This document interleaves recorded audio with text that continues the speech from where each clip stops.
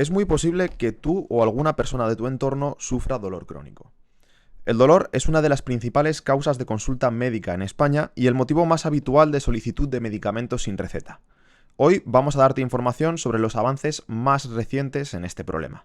Estás en Plantea Fisioterapia, donde hablamos de cuidados, consejos y ciencia para vivir mejor. Contamos en esta ocasión con dos expertos en este área.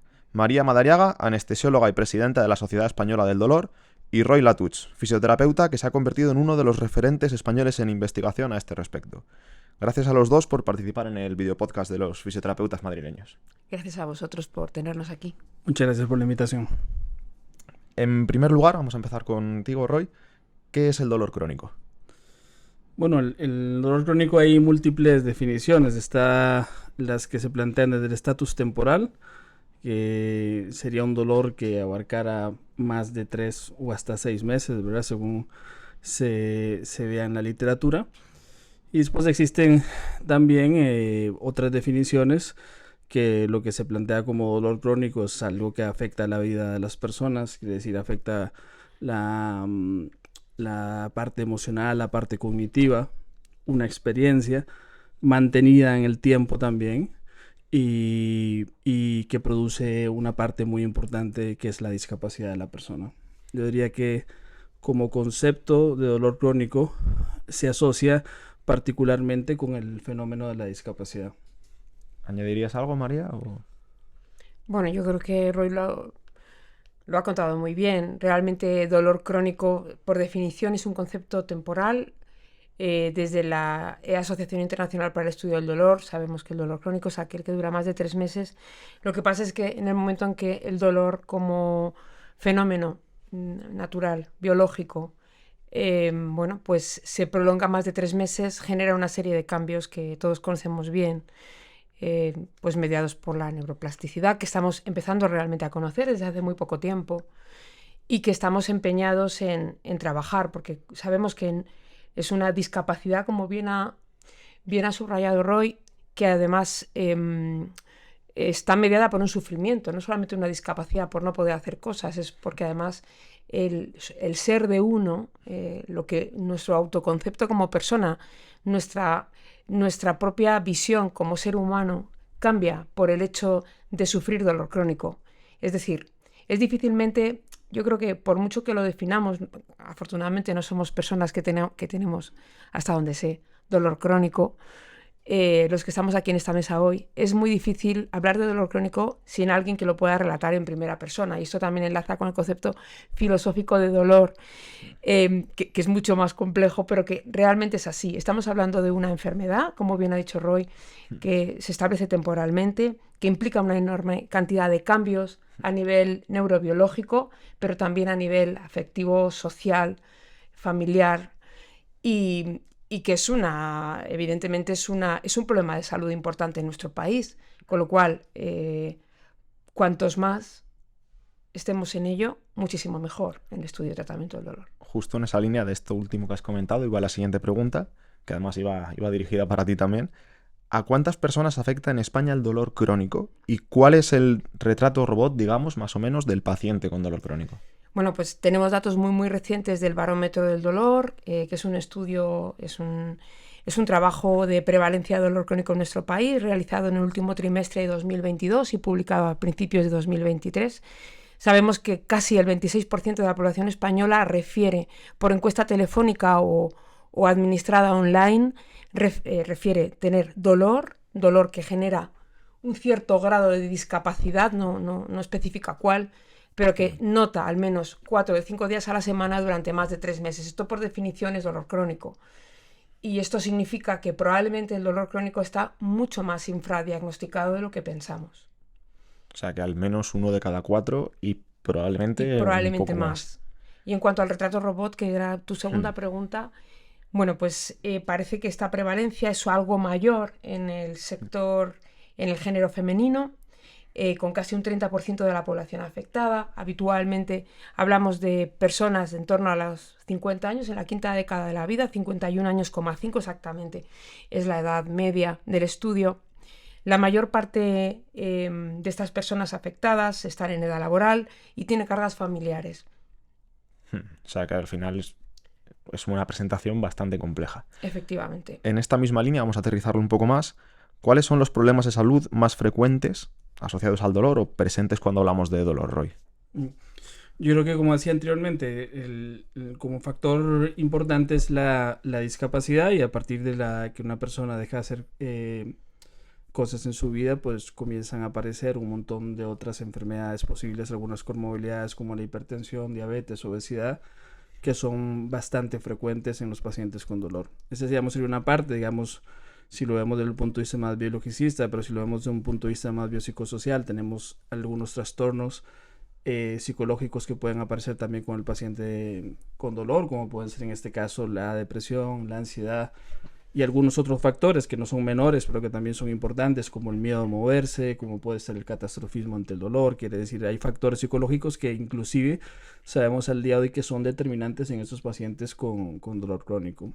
Podemos decir que si lo planteamos desde el punto de vista de una enfermedad, es multifactorial y es capaz además de producir asociaciones con múltiples síndromes clínicos o enfermedades.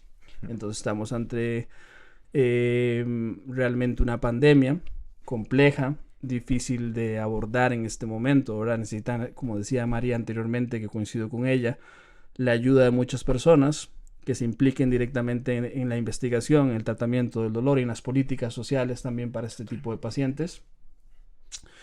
Y en definitiva, el dolor también no podemos dejar al lado el aspecto social, ¿verdad?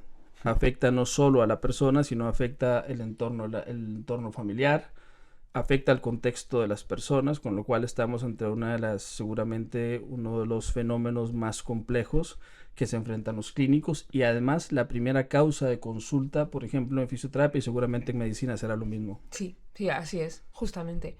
Y uno de los aspectos que has comentado, Roy, que estoy totalmente de acuerdo, dentro del aspecto biopsicosocial, el impacto laboral.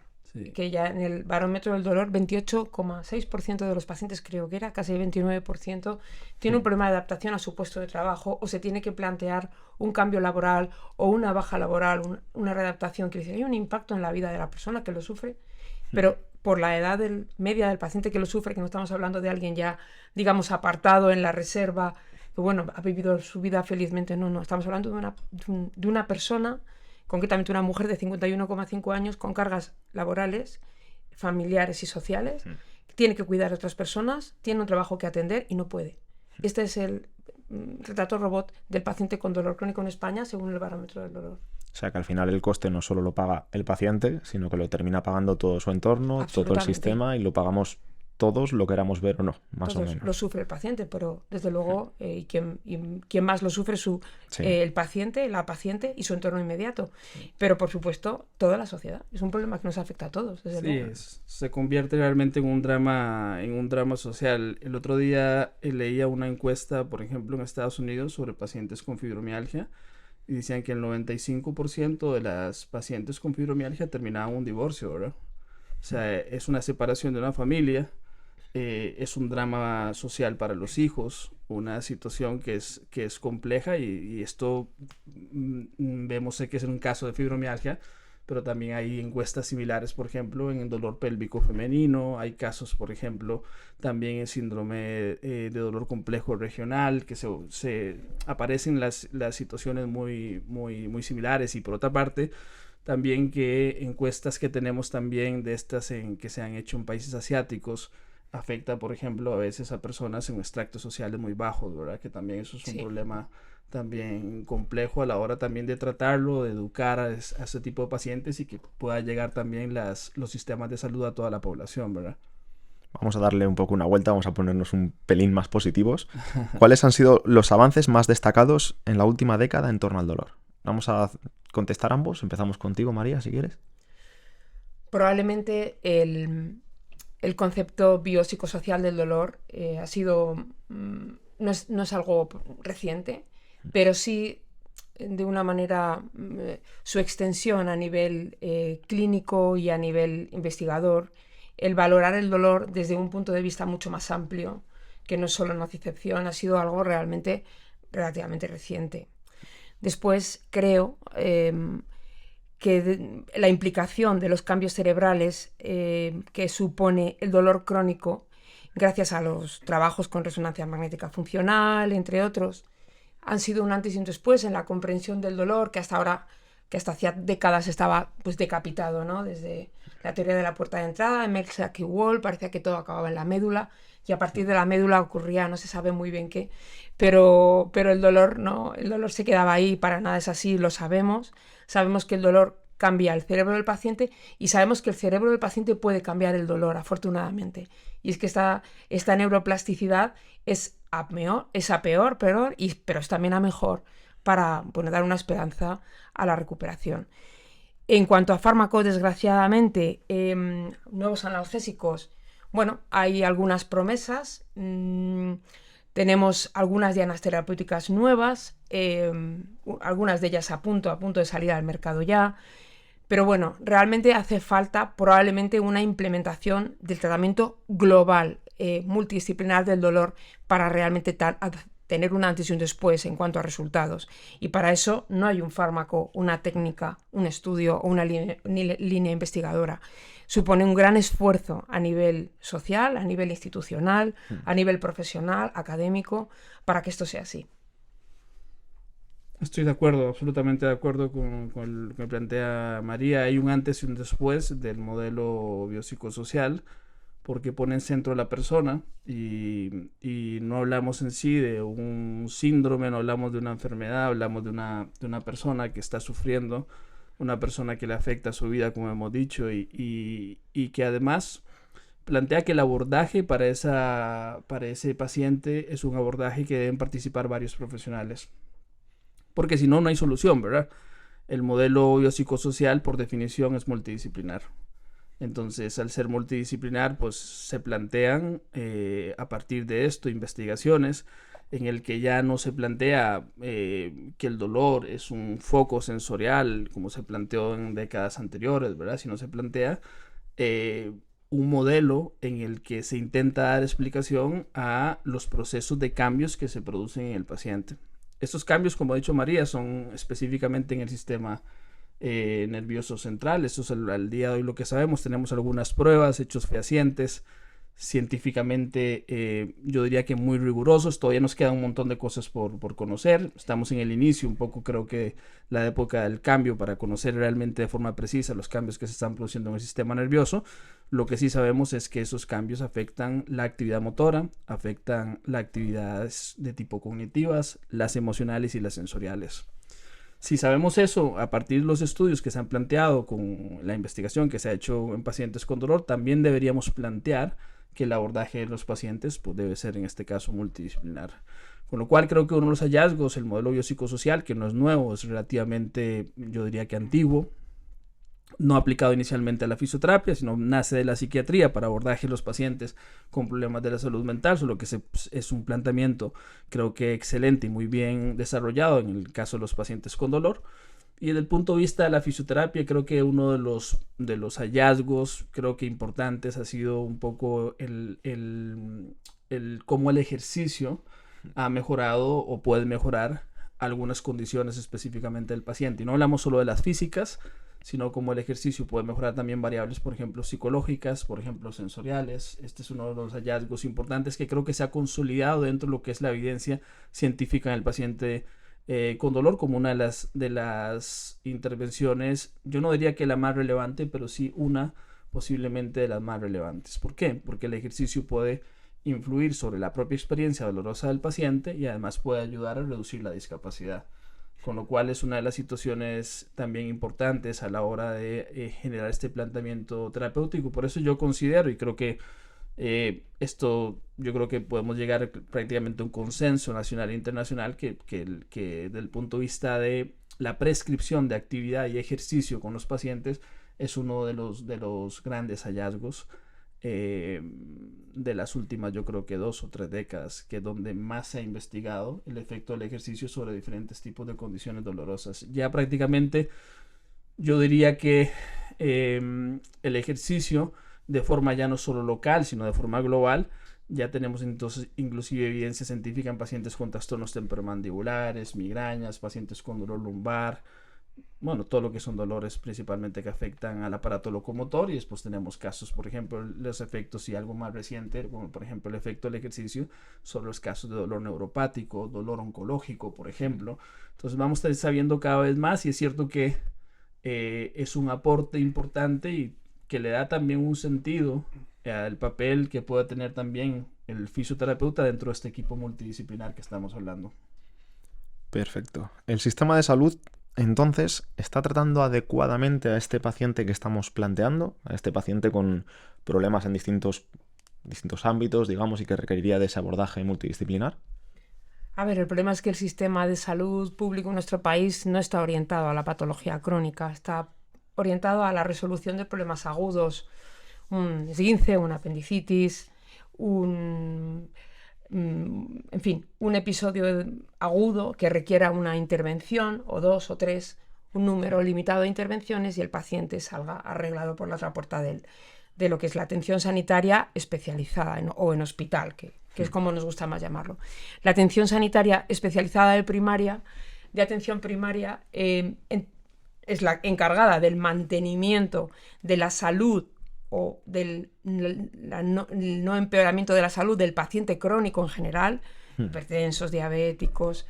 Lo que pasa es que a día de hoy, después especialmente y muy muy especialmente después de la pandemia, la situación asistencial en España ha empeorado un montón. Lo sabemos, es un estudio además que teníamos ya previamente previamente a la pandemia. Lo hicimos la Sociedad Española del Dolor junto a la plataforma de organizaciones de pacientes. En este estudio hablábamos de la enorme lista de espera y de la insatisfacción de los pacientes con enfermedad crónica, y posteriormente a la pandemia, junto con la SED y otras entidades, esta misma plataforma de organizaciones de pacientes publica una serie de datos en los que se advierte de un empeoramiento enorme de esas necesidades no cubiertas por los pacientes en cuanto a listas de espera, a la atención recibida, el tiempo de atención, etc. Entonces, realmente la atención pública, en teoría, debería ser excelente, puesto que tiene, en teoría, todos los recursos. Lo que pasa es que hay que ser conscientes de que es un problema que afecta a millones de personas en nuestro país, y las costuras del sistema dan para lo que dan. Por desgracia, cuando se pasa del escalón de atención primaria, entramos en opciones totalmente aisladas de atención hospitalaria, totalmente aisladas entre sí y que están unidas por otras listas de espera. Por ejemplo, el paciente con dolor musculoesquelético es remitido al servicio de rehabilitación, que a su vez remitirá al paciente posteriormente a traumatología, o peor aún, primero a traumatología, que es lo más habitual, dado que son servicios médico-quirúrgicos, pero predominantemente quirúrgicos. Hacen un primer selección, barrido del paciente. El paciente se remite simultáneamente a rehabilitación, unidad del dolor. Digo así porque las unidades del dolor en los hospitales públicos de nuestro país, de una manera mayoritaria, están incluidas dentro de la cartera de servicios de anestesiología, reanimación y tratamiento del dolor, de manera que las derivaciones son independientes y con su propia lista de espera, cada una de ellas, a no ser que haya un autocircuito dentro de los propios profesionales de la salud internamente para atender las necesidades de los pacientes de manera individual. Es decir, ¿está bien solucionado? La respuesta es no, porque aparte la atención a la salud mental de estos pacientes va de manera totalmente independiente. Es decir, yo no puedo remitir al paciente, lo puedo remitir, pero va a tardar una serie de meses en ser valorado por un psiquiatra, y el psiquiatra puede decidir o no que el psicólogo de la unidad suya de psiquiatría, que no tiene nada que ver con la unidad del dolor, indique un tratamiento para este paciente. Entonces, a nivel de la atención pública realmente es muy mejorable. Lo que ocurre es que estamos hablando de un problema que no es nada sencillo. Es decir, aquí probablemente los pacientes necesitan mucha autoherramienta de cuidado para evitar necesitar este engranaje tan lento y tan compartimentado de la atención a la salud. Imagino que en el caso de la salud privada tampoco es muy diferente a lo que planteas. Por desgracia se parece mucho. Lo que pasa es que la financiación es diferente, porque son compañías privadas que aseguran a sus miembros, a sus asegurados, a sus clientes, pero realmente el modo de funcionamiento está copiado. De manera que es complicado acceder a este trabajo multidisciplinar, se tiene que saltar también de una especialidad a otra.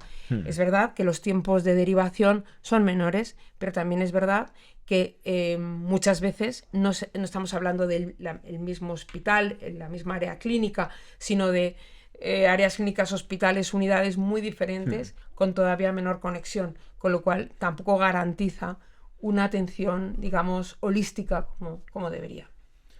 El Colegio Profesional de Fisioterapeutas de la Comunidad de Madrid y la Sociedad Española del Dolor organizan un congreso en torno al dolor entre el 18 y el 20 de octubre. Y uno de los principales objetivos es el fomento de la visión multidisciplinar que bien estamos comentando que hace falta. En tu caso, María, eres la presidenta del congreso junto con Aurora Araujo, la decana de los fisioterapeutas madrileños, y tú, Roy, eres el presidente del comité científico. ¿Cómo va a ser el congreso o qué podemos esperarnos más o menos de él? Bueno, el Congreso, si hablamos desde la visión biopsicosocial y multidisciplinar, yo creo que es un evento, a mí me parece muy relevante, porque tenemos profesionales prácticamente de todas las áreas que estarían implicados en los pacientes, en el tratamiento de los pacientes con dolor. Y eso creo que no se da siempre, ¿verdad? Debería ser lo habitual, pero no se da siempre. Y me refiero que en este congreso van a haber dentistas, van a haber médicos anestesistas, que ha sido el centro de las unidades del dolor hospitalarias, van a haber psicólogos, van a haber médicos de diferentes tipos de especialidades, van a haber enfermeros, se van a tratar temas de la filosofía del dolor, se van a tratar la investigación básica, que es muy relevante, se van a tratar aspectos clínicos y se van a también generar foros de discusión para intentar dilucidar cómo tiene que ser el futuro del abordaje de los pacientes con dolor. Y además de esto creo que es relevante que los ponentes nacionales son excelentes, son muy buenos, ¿verdad? Y los internacionales también. Tenemos presencias de profesionales científicos muy destacados en el dolor, como por ejemplo puede ser Michael Sullivan, ¿verdad? Que durante muchos años se ha dedicado a formar a médicos, fisioterapeutas, terapeutas ocupacionales en un manejo biopsicosocial del paciente, enseñando habilidades de comunicación a diferentes tipos de profesionales, y es muy reconocido en Canadá por eso, porque eso propicia que haya un cambio en el manejo de los pacientes. Quiere decir, nosotros, los fisioterapeutas, médicos, odontólogos, no tenemos formación básica en el entrenamiento de habilidades sociales. Y él generó un programa muy conocido en Canadá donde se ha dedicado a formar en entrenamiento de habilidades sociales para el mejor manejo de los pacientes, porque el manejo de los pacientes, los que tratamos pacientes con dolor crónico, sabemos que el manejo del paciente es fundamental. Quiere decir, la escucha activa del paciente, que el paciente en este caso pueda expresarse, que podamos generar un proceso de comprensión, un vínculo con ese paciente. Todo eso es un factor que también entra en parte del proceso de recuperación funcional que tienen los pacientes.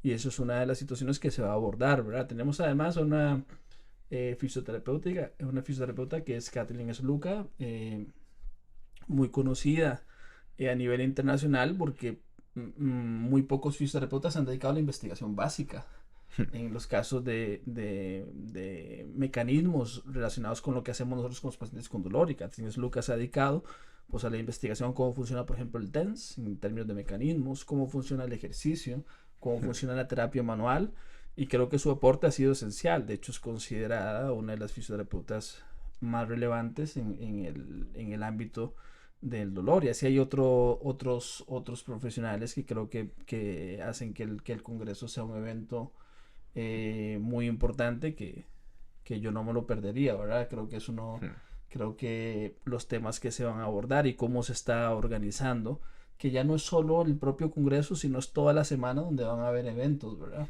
El congreso es como el broche de oro, pero detrás de eso hay un simposio donde se van a exponer los trabajos de fin de máster, doctorado, que se estén asociados a la recuperación de pacientes que presenten dolor. Quiere decir, investigaciones relevantes que se están generando en España. También va a haber una parte donde se va a intentar, y eso es un esfuerzo que estamos haciendo desde la Sociedad Española del Dolor, en el caso del subgrupo que es el subgrupo de fisioterapia y dolor, vamos a intentar o generar esfuerzos sinergias con las universidades para que se adopte la asignatura de fisioterapia y dolor, que creo que es una parte muy relevante. Y además aquí hay que reconocer también el caso de María, porque nos ha abierto el espacio a los fisioterapeutas, haciendo que realmente la Sociedad Española del Dolor, la fisioterapia esté bien representada, y además que tengamos también voz en las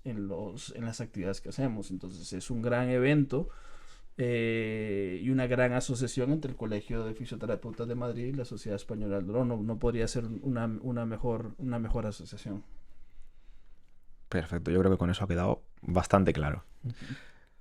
Vamos a volver un poco atrás. Comentábamos antes sobre los equipos multidisciplinares. Habitualmente vemos lo que comentabas, que los pacientes pues acaban yendo como por servicios separados, que como que la atención no termina de estar del todo conectada. ¿Por qué crees que faltan estos equipos multidisciplinares, o por qué crees que precisamente estamos teniendo este problema de...? A ver, son muchos factores. Creo que lo he explicado antes un poco por encima, pero creo que nuestro sistema de salud en general está orientado a órganos, aparatos y sistemas. Sí. Y el dolor afecta mucho más que un órgano, un aparato o sistema. Y entonces el paciente al final se encuentra con un tratamiento compartimentado. Habitualmente los clínicos trabajamos con... Los clínicos no solo médicos, Sí. también psicólogos, también fisioterapeutas, también trabajadores sociales, que aunque no sean clínicos, viven, o sea, trabajan con unas referencias clínicas.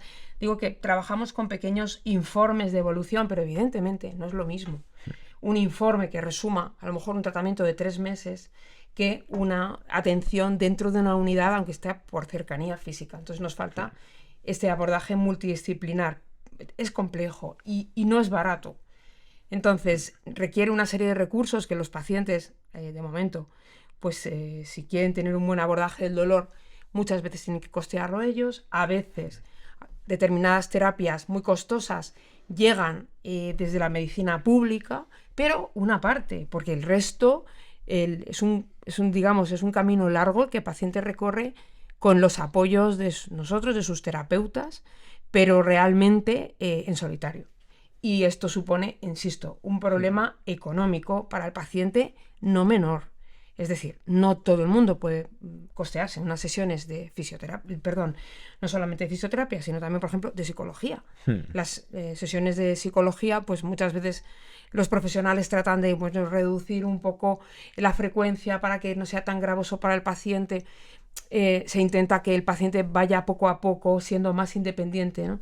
de esta serie de abordaje o de estas intervenciones que son más costosas. Pero la verdad es que estas iniciativas deben intentar las personas más cercanas a los pacientes somos nosotros, que somos los clínicos, los investigadores, la gente que estamos con ellos.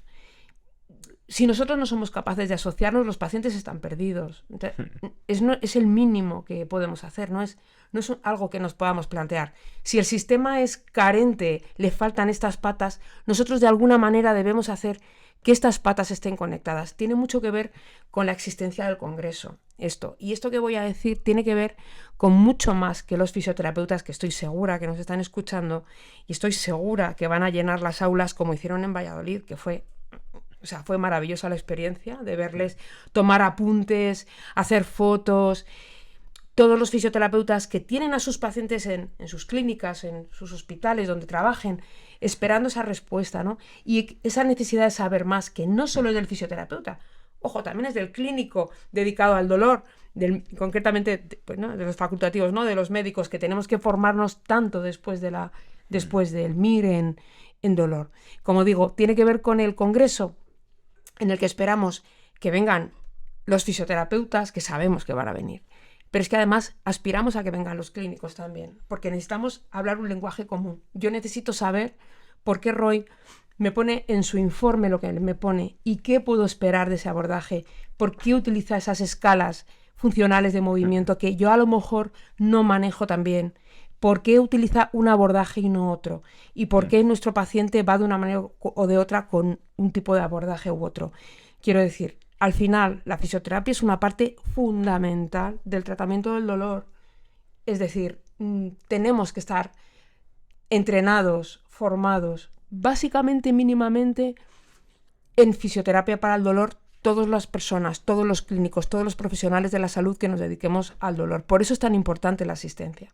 Por eso estamos haciendo lo posible desde la Sociedad Española del Dolor para que nuestros socios al menos tengan cliquen en el programa, miren si es de su interés, busquen de alguna manera financiación para poder asistir y que se llene no solamente de fisioterapeutas, que estamos convencidos de que eso va a pasar, sino también clínicos, porque vamos a hablar también desde el punto de vista de la fisioterapia, pero también desde la medicina del dolor, para precisamente tener lenguajes diferentes para llegar a áreas de conocimientos comunes, que es de lo que se trata.